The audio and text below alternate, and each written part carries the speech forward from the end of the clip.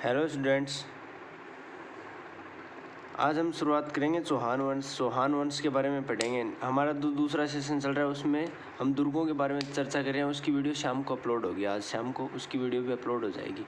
आज हम पढ़ेंगे चौहान वंश। तो राजस्थान में चौहान वंश कहाँ कहाँ पर हुए हैं उनके बारे में पूरा विस्तार से चर्चा करेंगे। तो सर्वप्रथम शाकंभरी के चौहान कहाँ, मतलब चौहान वंश के जो इनका वंशज था पहला, वो कौन था? शाकंभरी का चौहान वंश।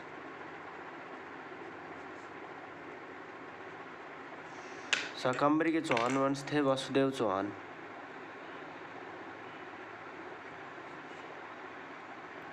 वासुदेव चौहान अलग अलग जगह के। अजमेर के चौहानों का संस्थापक कौन है? अजयराज चौहान है। रणथंभौर के चौहानों का गोविंदराज। बूंदी के देवा चौहान। इसी प्रकार से क्रमवाइज आप एक लिख लो कि आपको यहीं पे सब कुछ इनके संस्थापक याद हो जाएंगे। जैसे अजमेर के चौहान है, तो अजमेर के चौहानों का संस्थापक कौन है? अजमेरों अजयराज। कौन है? अजयराज चौहान। इनसे एक शाखा निकली फिर अजमेर के चौहानों से, जिस शाखा का नाम था रणथंभौर के चौहान। मतलब एक शाखा जाकर रणथंभौर बस गई और उस शाखा का संस्थापक किसको माना जाता है? गोविंदराज। गोविंदराज चौहान। इसी तरफ इधर एक शाखा थी नाडोल के चौहान। नाडोल के चौहान। जो नाडोल के चौहान थे, इनका संस्थापक था लक्ष्मण चौहान। लक्ष्मण चौहान। इनसे दो शाखाएं निकली, एक तो निकली जालोर के चौहान और एक निकली बूंदी के चौहान। बूंदी के चौहान, एक जालोर के चौहान। जिनमें जो बूंदी के चौहानों के संस्थापक है, ये संस्थापक लिख रहा हूं मैं यहाँ पर, दो गोविंदराज। इनके थे देवा चौहान। इनको हम आगे एक एक करके सबको विस्तार से पढ़ेंगे। इनके संस्थापक क्रम हेडिंग वाइज लगा रहा हूँ। जालोर के चौहान है, इनका संस्थापक था कीर्तिपाल चौहान। कीर्तिपाल चौहान। फिर जालोर के चौहानों से एक संस्था और निकली, एक शाखा, जिसका नाम है सिरोही के चौहान। सिरोही के चौहानों के संस्थापक था लुम्बा देवड़ा। लुम्बा देवड़ा। अब सबसे पहले हम शाकंभरी में आए थे चौहान। सबसे पहले हम शाकंभरी के चौहानों को पढ़ते हैं।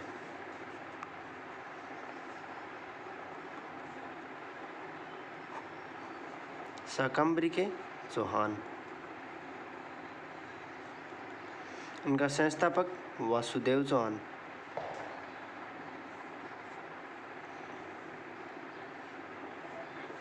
कब की थी इसने 551 ईस्वी में स्थापना की थी इसने, शाकंभरी के चौहान। शाकंभरी में चौहानों की वासुदेव चौहान ने। ये शाकंभरी उस समय कहाँ पर था? तो ये सांबर के आसपास था। सांबर के आसपास, ये सांबर के आसपास आकर बस गया था। इसने निर्माण करवाया था शाकंभरी माता के मंदिर का। शाकंभरी माता के मंदिर का। शाकंभरी माता का मंदिर कहाँ पर है? ये सांबर के आसपास है, जयपुर। सांबर, जयपुर। लेकिन अगर क्वेश्चन पूछा जाए कि शाकंभरी का मुख्य मंदिर कहाँ पर, तो शाकंभरी शेखावाटी की है, झुंझुनू। शाकंभरी का मुख्य मंदिर है ना, वो झुंझुनू में है। शाकंभरी का मुख्य मंदिर उदयपुरवाटी, झुंझुनू में।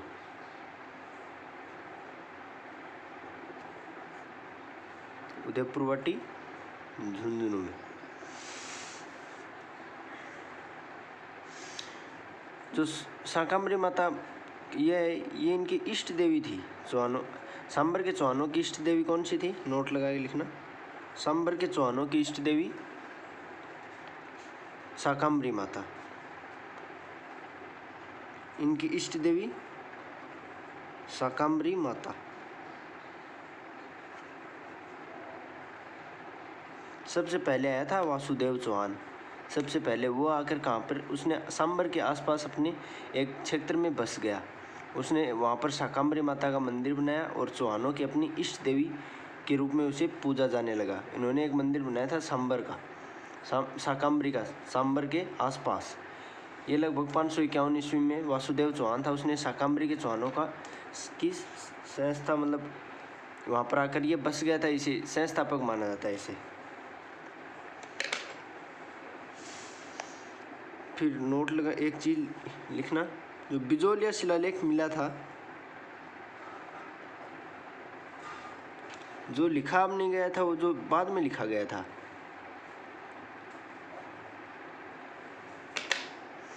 ये जो पृथ्वीराज तृतीय थे उनके पिताजी के समय लिखा गया था। बिजोलिया शिलालेख कहाँ पर मिला है? भीलवाड़ा में। जो सोमेश्वर चौहान थे उनके समय लिखा गया था बिजोलिया शिलालेख। इनके अनुसार बिजोलिया शिलालेख में ये लिखा गया कि वासुदेव चौहान सांबर झील के निर्माता हैं। सांबर झील के निर्माता हैं, लेकिन और कहीं से ये उल्लेख नहीं मिलता कि वासुदेव सांबर झील के निर्माता हैं, क्योंकि सांबर झील पता है आपको, खारे पानी की झील है। तो दोस्तों, बिजोलिया शिलालेख के अनुसार वासुदेव ने सांबर झील का निर्माण करवाया है। ये केवल ओनली बिजोलिया शिलालेख के अंदर मिलता है। जो बिजोलिया शिलालेख कहाँ से मिला है? भीलवाड़ा से, जिसके अनुसार वासुदेव ने सांबर झील का निर्माण करवाया है। लेकिन ये मत बहुत कम लोग मानते हैं। यदि क्वेश्चन पूछा जाएगा तो इस प्रकार पूछा जाएगा कि कौन से बिजोलिया शिलालेख के अनुसार सांबर झील के निर्माता कौन है? वासुदेव। इस प्रकार पूछा जाएगा। ऐसे क्वेश्चन नहीं पूछा जाएगा कि क्योंकि एक प्राकृतिक झील है, प्रकृति द्वारा बनी गई है, ऐसा मत है। यदि आप भूगोल पढ़ोगे तो भूगोल में ये लिखा हुआ है कि ये प्राकृतिक झील है, जबकि हिस्ट्री में यह बताया गया है कि बिजोलिया शिलालेख के अनुसार वासुदेव ने इसका निर्माण करवाया है। उसके बाद में नेक्स्ट शासक आएंगे इनके, गुवक। इनके बारे में ज़्यादा जानकारी नहीं मिलती है। इन्होंने हर्षनाथ मंदिर का निर्माण करवाया था। हर्षनाथ मंदिर का निर्माण। हर्षनाथ मंदिर कहाँ पे? हर्ष पर्वत सीकर। ये कहाँ पे है? रेवासा सीकर में।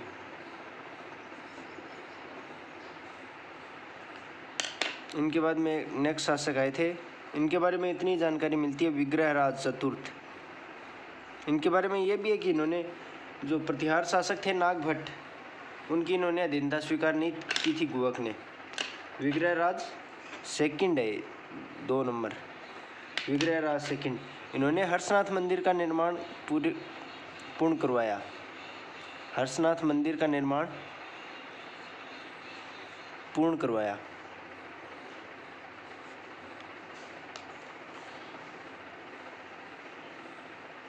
और इन्होंने हर्षनाथ परिस्थिति लिखवाई। इन्होंने लिखवाई हर्षनाथ परिस्थिति। कहाँ पर है? रेवासा सीकर में।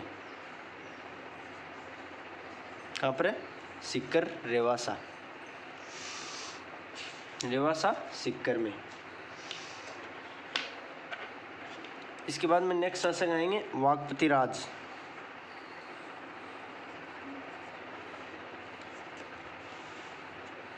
वाकपति राज।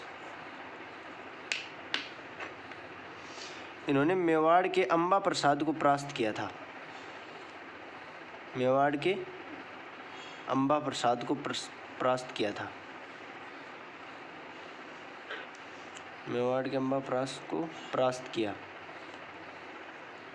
मतलब मेवाड़ पर अधिकार करने वाला एकमात्र चौहान शासक था।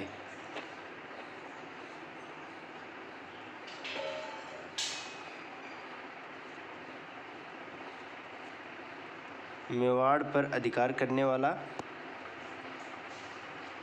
एकमात्र शासक। मेवाड़ पर इसने अधिकार किया था। इसके बाद में आएगा चंद्रराज।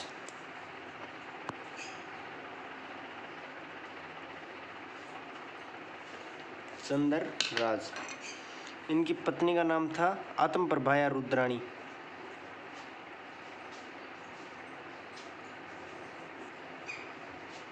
आत्मप्रभा या रुद्राणी, ये भगवान शिव की भक्त थी।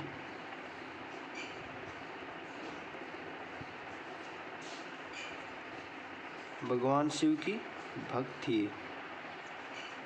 रोजाना ये 1000 दीपक जलाती थी पुष्कर झील में। रोजाना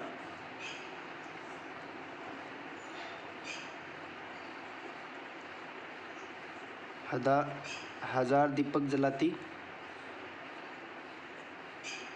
कौन सी झील में? पुष्कर झील में। राजस्थान की कितनी झील हैं जिनमें दीपदान की प्रथा है? राजस्थान में केवल 2 जिले हैं जिनमें दीपदान की प्रथा है। राजस्थान की 2 जिलों में दीपदान की प्रथा है।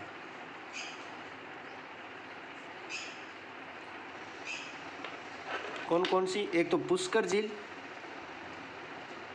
एक कोलायत। कोलायत कहाँ पर? बीकानेर में।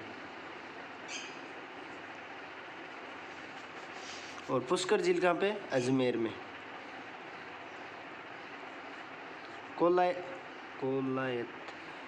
कोलायत झील है वो कहाँ पे? यह बीकानेर में।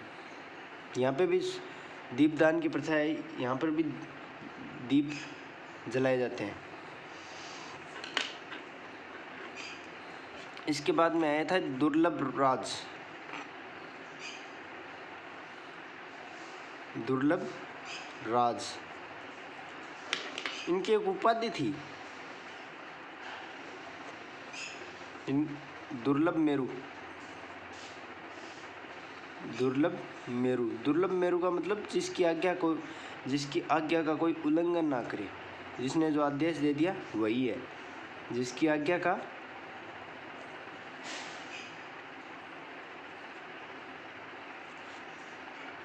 कोई उल्लंघन ना करे।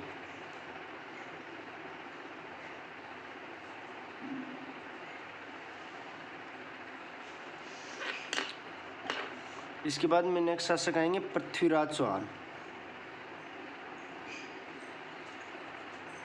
पृथ्वीराज चौहान कौन से हैं? ये फर्स्ट हैं। पृथ्वीराज चौहान प्रथम। इनके सामंत थे हट्टड़ मोइल। इनके सामंत हट्टड़ मोहिल। हट्टड़ मोइल ने 1064 ईस्वी में जीण माता के मंदिर का निर्माण करवाया। मधुमक्खियों वाली देवी जीण माता के मंदिर का निर्माण करवाया। जीण माता का मंदिर कहाँ पर है? सीकर में। कहाँ पर है? सीकर, रेवासा, सीकर। हर्षनाथ और जीण माता एक साथ हैं, रेवासा सीकर में। हर्ष पर्वत पर है जीण माता का मंदिर। किसने करवाया था? हट्टड़ मोइल ने करवाया था। किसके? पृथ्वीराज चौहान उसमें शासक था। दोस्तों, तो शाकंभरी के चौहान कंप्लीट हो गए। अब जो नेक्स्ट शाखा आएगी वो आएगी अजमेर के चौहान। अजमेर के चौहानों का संस्थापक अजयराज चौहान।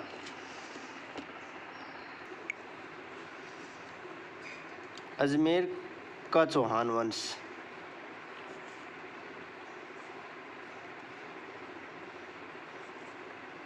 हम ऐसे करते करते बूंदी, जालोर सभी के चौहान वंशों की चर्चा करेंगे। अजमेर के चौहान वंश का संस्थापक कौन था? अजयराज चौहान। अजयराज चौहान। इसने स्थापना कब की थी? लगभग 1113 ईस्वी में। 1113 ईस्वी में। इनका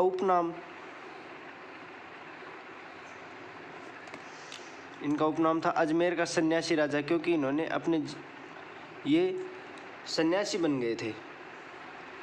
अजमेर का सन्यासी राजा। इन्होंने राजगद्दी छोड़ दी व संन्यास धारण कर लिया था, इसलिए अजमेर का सन्यासी राजा। इसने अजमेर को बसाया कब? 1113 ईस्वी में अजमेर नगर बसाया था इसने। और राजधानी बनाई अजमेर को।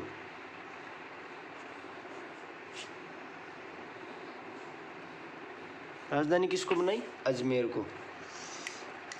इन्होंने सिक्के चलाए थे एक,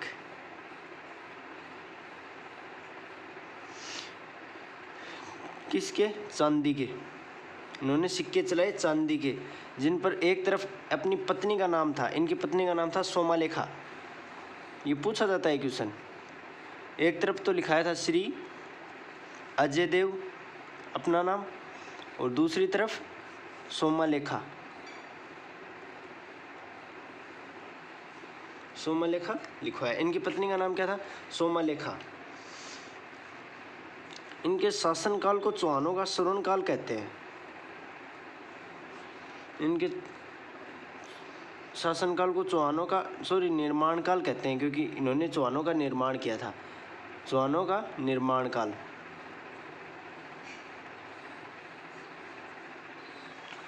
इनके शासनकाल को चौहानों का निर्माण काल कहते हैं। ये संन्यास धारण करके पुष्कर चले गए थे।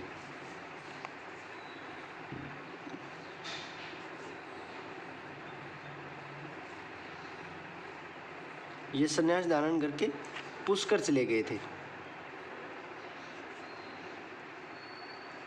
पुष्कर चले गए। जो एक ग्रंथ है जैनक भट्ट ने जो लिखा है, पृथ्वीराज विजय।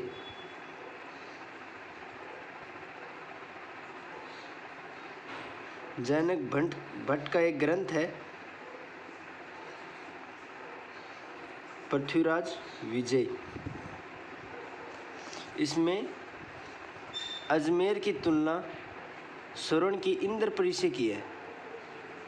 अजमेर की तुलना स्वर्ण की इंद्रपुरी से की है।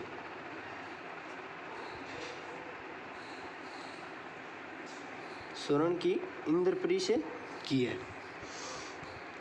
इन्होंने निर्माण करवाया था।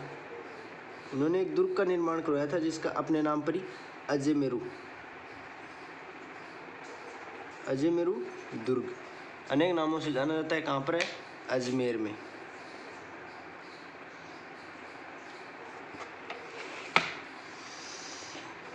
अब इस दुर्ग की चर्चा कर लेते हैं। ये है अपना राजस्थान।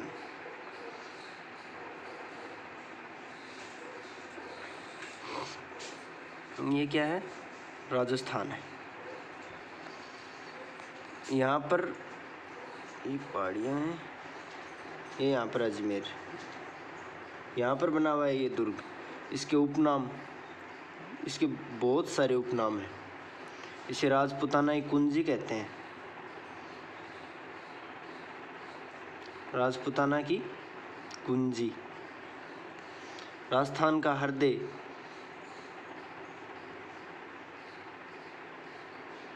राजस्थान का जिब्राल्टर,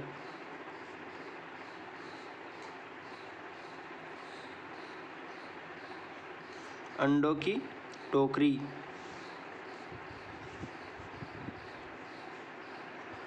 और अरावली की आत्मा।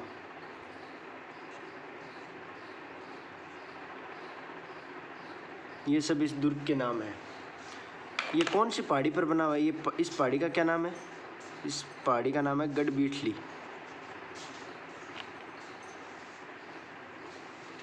गढ़बीठली पहाड़ी। प्राचीन नाम क्या है इसका? गढ़बीठली का किला।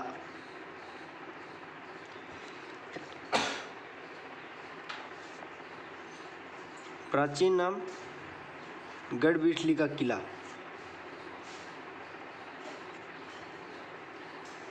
गढ़बीठली का किला, ये इसका क्या है? प्राचीन नाम है। अब एक चीज़ याद रखना है, इसके साथ ही इसे भी याद नोट कर लेना। इस गढ़बीठली के किले के पास ही एक और पहाड़ी है, जिसका नाम है घुंगरू घाटी। ये पहाड़ी मान लो आप। इसका क्या नाम है? घुंगरू घाटी। यहाँ पे आरपीएससी का मुख्यालय खुला हुआ है। आरपीएससी का मुख्यालय खुला हुआ है, जिसकी स्थापना 20 अगस्त 1949 को हुई थी। जिसके पहले अध्यक्ष कौन थे? जिसका प्रथम अध्यक्ष था एस.के. घोष। कौन थे? एस.के. घोष। इस किले की ये नोट लगा के लिखने ना, इम्पोर्टेंट है ये आरपीएससी का मुख्यालय। इसके साथ याद हो जाएगा, गढ़बिजली के किले के नीचे घाटी है, घुंगरू घाटी, जिस पर आरपीएससी का मुख्यालय खुला हुआ है। इस दुर्ग की जो मरम्मत करवाई थी, किसने करवाई थी? मेवाड़ के एक चौहान शासक, मेवाड़ के थे पृथ्वीराज सिसोदिया, जिन्होंने अपनी पत्नी के नाम पर इसका नाम क्या रखा था? तारागढ़। इनकी पत्नी थी जिनका नाम था तारा, जिनके नाम पर इन्होंने इस दुर्ग का नाम रखा तारागढ़। क्या नाम रखा? तारागढ़। चलो दोस्तों, आज की वीडियो के लिए इतना ही, और पढ़ेंगे हम नेक्स्ट वीडियो में। और शाम को एक वीडियो आएगी जिसमें दुर्गों के बारे में हम पढ़ रहे थे, उसके बारे में हम पढ़ेंगे। आज के लिए इतना ही। Thanks for watching.